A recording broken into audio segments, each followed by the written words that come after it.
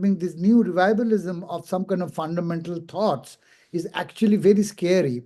And that makes my film more and more relevant now when I watch the film today. And after Rotterdam, when I'm watching the film, the world premiere, I actually felt that, I think that reverberation. নিজের খুশিতে করা পথে কি মানুষের জীবনের স্রোত বইতে পারে? মানুষের হাতে কাটা খালে তার গতি, এক অজানা শক্তির অনিবার্য ইঙ্গিতে, মাধ্যাকর্ষণের মতো যা চিরন্তন।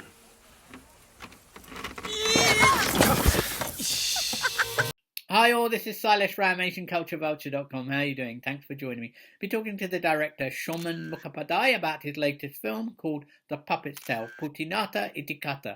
This had its world premiere screening at the International Film Festival Rotterdam. It's an adaptation of a 1936 novel by the great Bengali writer Manik Bandyopadhay. It's set in the 1940s. It's about a Western trained doctor going back to his home village and encountering the characters there. It's a rich, multi-layered, beautifully shot film. Let's go and find out more. আর তাছাড়া আমি তো আজীবন ডাক্তারি করার জন্য এই গ্রামে পড়ে থাকবো না, কলকাতায় গিয়ে প্র্যাকটিস করবো। টপার বিলের যাব। The Royal College. Suman, welcome to AsianCultureVulture.com. How are you doing? I'm doing fine. Thank you for this meeting, for this video interview. It's an adaptation from a novel by Manik Bandyopadhay. It is a very famous novel by Manik Bandyopadhay, which is published in 1936. And it is a kind of an iconic novel in terms of the Bengali literature, or in the terms of also the Indian literature. And it's a Bengali, the novel is also written in the language Bengali. Where did that thought process begin that there's a film in this novel? Yes, as a young person, I read this novel when I was very young, like just late teens, and then it stayed with me. The characters, and I was kind of born and brought up in a kind of a semi-rural area. This is far from the city. I have seen these characters in a close proximity. Yeah, so you could really relate to it and relate to its themes and the characters in the novel. Why did it take so long to bring all this together to make this The Puppet's Tale? I would say that I first drafted the script around 2006 or 7 after my first film, and I wanted this to be my second film.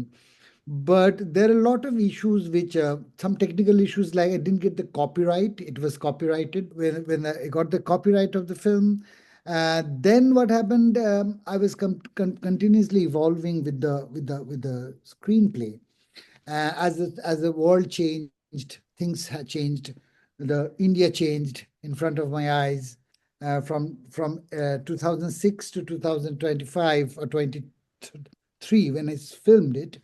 The India's changed, the world has changed. So I think that came into my script, those changes, social changes, political changes. It obviously had a wartime scene, and the build up to the war you can kind of tell. So is it set in a very specific time period?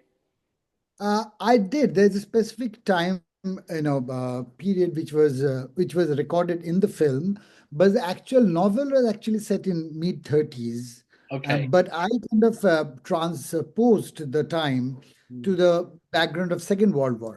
Yeah. So 1943-44 is the time, because Japanese bombing is part of my novel, part of my film. So Japanese bombing took place in 2 years, 43-44 in Calcutta. Yeah, right. I think it resonates. In today's India, we can have these signifiers like a mobile phone or a mobile tower or a very modern road or the multinational food chain stores are in villages. But underneath, what I'm saying, the subliminal flow of the social order or the social mindset has not changed radically. That clash between the kind of Western rationality and, for want of a better description, Eastern mysticism, that seems to be at the heart of the film. And is that really what you wanted to address in a film like this? I think that the spine of the story, the main conflict is there. But I was more focused on the character, the main protagonist, Shashi, who is the kind of the agent who is in the middle of this traditional India or the rural India with all its ancient superstitions, ancient beliefs, and also he is trained in the Western education. He went to Calcutta, was trained in a medical college in modern science, and when he get back to the village, he was stuck within that contradiction. But it is mostly his inability to take decisions or take right calls at the right moment was the spine of the film, where I'm following this character trying to put across this story, this narrative, that sometimes that we are unable to take some very very important decisions in life, and then things kind of pass away through our hands, and we and that happened in the history, in the contemporary also, that we are actually overlooking or sometimes not responding to a certain moment or an event or a situation where we need to take strong decisions and steps. So I think that that is what I relate the novel, a novel which is written in 1936, to today's time, 2025, that I want to kind of put that lens in forward, that historical lens in front of the people, to provoke them to imagine that what happens when you are actually become a passive brooder, or a passive romantic brooder, instead of an active agent who can actually bring changes in the society. কাজ আর দায়িত্ব ছিল জীবনে, সে তো আর এড়ানো চলে না। ধরে নেব সেটাই ছিল ভবিতব্যে। Do you see a lot of people like that around you today?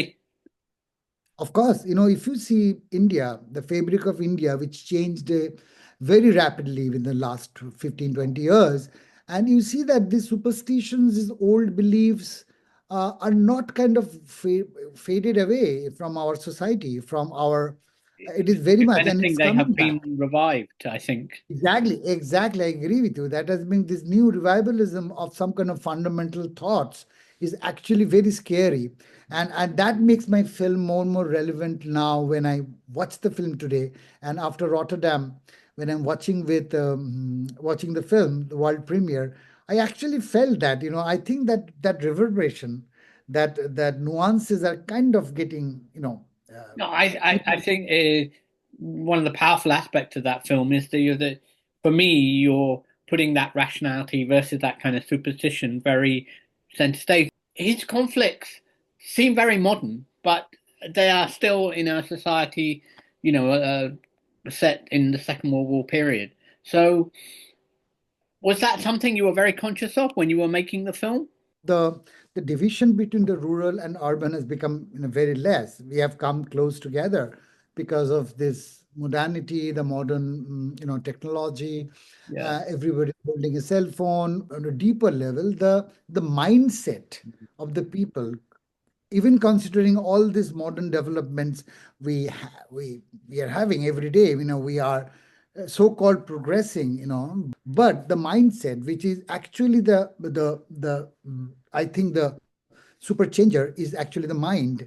And if you become only talking, you are only talking to himself like Shoshi does, he's not actually not having a very meaningful conversation with his fellow men, with his fellow women, and he's failing to respond to a very human, simple response to a woman like Kushum or Shen Didi, or he's failing. He's only kind of in talking to himself. So I think that we are the modern society, the so-called educated modernists, progressive people. They're talking to themselves more than they're actually coming out and speaking out and trying to create a proper dialogue with the people, with the community.